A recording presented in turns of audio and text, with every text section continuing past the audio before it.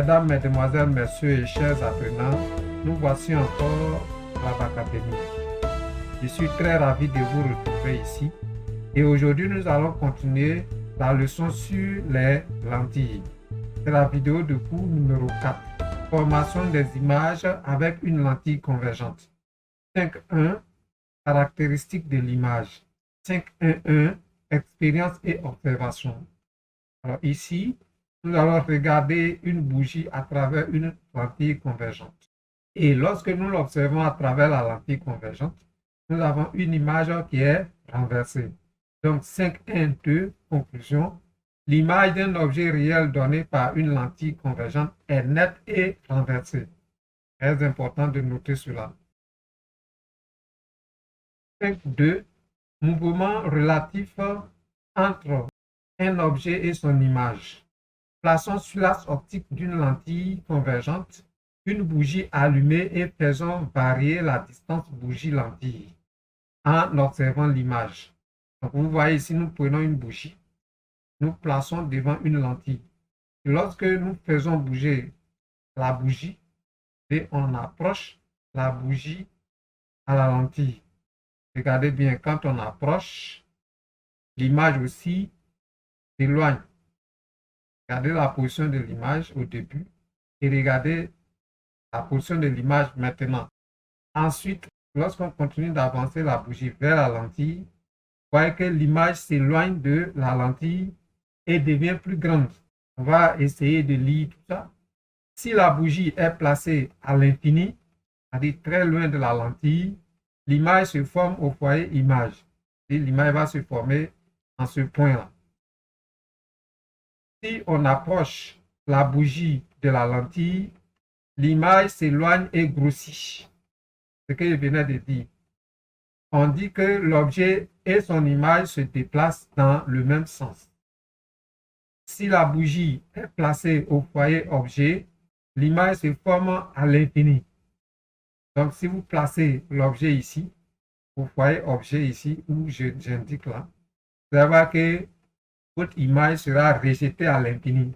On n'observe pas d'image lorsque la bougie est placée entre le foyer objet et la lentille. Donc, si vous placez votre objet entre ce point et la lentille, vous n'aurez pas d'image. Et si vous placez dans cet intervalle, de là jusqu'ici, alors vous n'aurez pas d'image. Remarque, un objet et son image à travers une lentille convergente se déplacent en sens contraire perpendiculairement à l'axe optique. Je vais expliquer ça, je reviens en arrière. C'est-à-dire que si vous faites descendre votre objet, votre image va monter. Si vous faites monter l'objet, votre image va descendre. Vous comprenez? C'est ce qu'on dit. Je reprends. Lorsque vous déplacez votre objet verticalement, vous allez voir que l'image aussi se déplace verticalement. Seulement que si vous faites partir l'objet vers le haut, l'image va venir vers le bas. C'est ce qu'on vient de dire. C'est ce qu'on dit.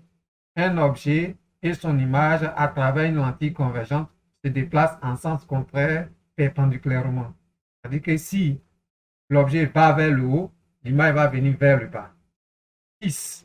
Construction géométrique des images données par une lentille convergente. 6.1. Image d'un point lumineux à travers une lentille convergente.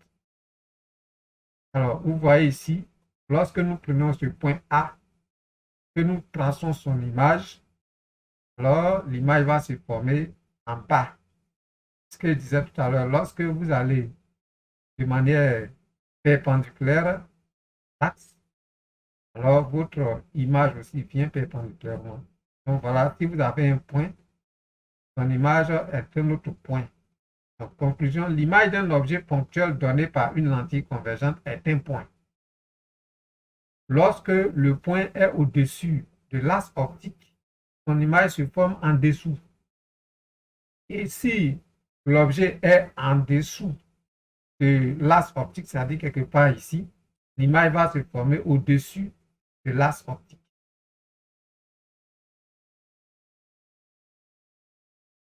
6.3, rayon particulier. Alors, avant de commencer cette partie, qui est très déterminante dans la construction géométrique à travers une lentille convergente, je vais vous dire tout de suite qu'il y a 3 rayons particuliers. Il faut retenir cela. Il y a 3 rayons particuliers. Le premier rayon particulier, en petit a, c'est le rayon incident parallèle à l'axe optique. Le rayon incident, c'est le rayon qui quitte l'objet pour rentrer dans la lentille. Et le rayon émergent, c'est le rayon qui sort de la lentille pour aller vers l'image. Il faut savoir faire la différence des deux. Le rayon incident, c'est le rayon qui part de l'objet pour venir à la lentille. Et le rayon émergent, c'est le rayon qui sort de la lentille pour aller vers l'image. Donc, petit a, rayon incident parallèle à l'axe optique. Voilà un rayon incident. On suppose que l'objet est de ce côté. Donc, voilà le rayon incident qui sort de l'objet. Bien. Lorsque ça arrive sur la lentille, on dit que ce rayon-là va émerger en passant par le foyer image. Ça va venir comme ça. Émerge en passant par le foyer image. Vous voyez, le foyer image, on l'a appelé, c'est F'. Donc, si vous tracez, vous dites que ce rayon est parallèle à l'axe optique. Si vous tracez ce rayon parallèlement à l'axe optique, il va ressortir de la lentille en venant maintenant émerger au foyer image. Ça, c'est le premier rayon particulier. Le deuxième rayon particulier, c'est le rayon incident passant par le centre optique. Vous voyez, le rayon qui vient, qui sort de l'objet, qui vient et qui passe par le centre optique n'est jamais dévié. Donc, un rayon incident passant par le centre optique n'est pas dévié. Le rayon suivant, c'est-à-dire le dernier, je vous ai dit qu'il y en a 3. Petit c, rayon incident passant par le foyer objet. Alors, le rayon qui sort de l'objet, qui vient passer par le foyer objet F, si c'est F, et c'est très important de connaître le nom des foyers, c'est le foyer F. Si c'est le foyer objet F. Le rayon qui vient passer par le foyer objet émerge parallèlement à l'axe optique. Un rayon incident passant par le foyer objet émerge parallèlement à l'axe optique. Regardez bien le schéma, suivez le parcours que je fais avec le pointeur de ma souris.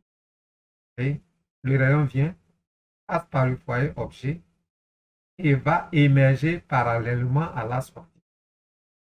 Donc, nous avons cité les 3 rayons particuliers. Premier rayon particulier, rayon incident parallèle à l'axe optique qui émerge en passant par le foyer image. Deuxième rayon particulier, le rayon incident qui passe par le centre optique qui n'est jamais dévié. Le troisième rayon particulier, c'est le rayon incident passant par le foyer objet qui émerge parallèlement à l'axe optique. Il faut retenir ces 3 rayons particuliers. C'est avec ces 3 rayons particuliers que nous allons faire désormais les constructions à travers une lentille convergente. J'espère que vous avez compris cela. Cette vidéo est terminée. Je vous remercie de l'avoir regardée. Abonnez-vous à la chaîne YouTube et à la page Facebook de la Bacadémie. Laissez des j'aime, commentez et partagez les publications. Activez la cloche de notification pour rester informé des publications. Visitez le site internet www.bacademy.ci pour être davantage informé. Je vous remercie.